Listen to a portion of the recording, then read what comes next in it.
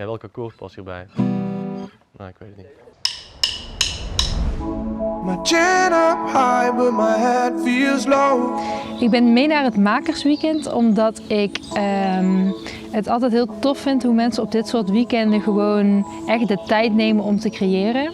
En de tijd nemen om echt even te gaan zitten voor hun muziek. En ik merk dat ik dat zelf kwijtraak in gewoon de sleur van het alledaagse, zeg maar.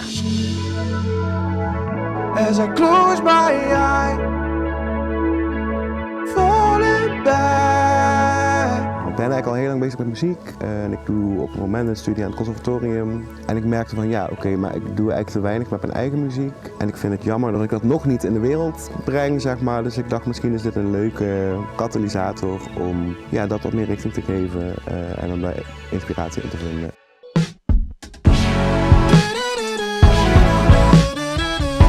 It's better if we take some time off.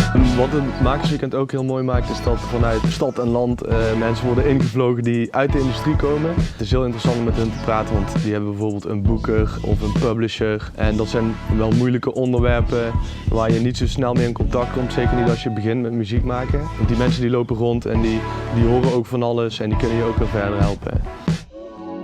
Ik denk dat iedere maker, welke muziekstijl je dan ook maakt, toch wel zou kunnen waarderen om gewoon een weekend echt bezig te zijn met wat je het liefste doet. Er zijn allemaal mensen met dezelfde missie een soort van en het wordt heel goed gefaciliteerd. Er is echt alle ruimte om dit weekend aan te vliegen zoals jij wil.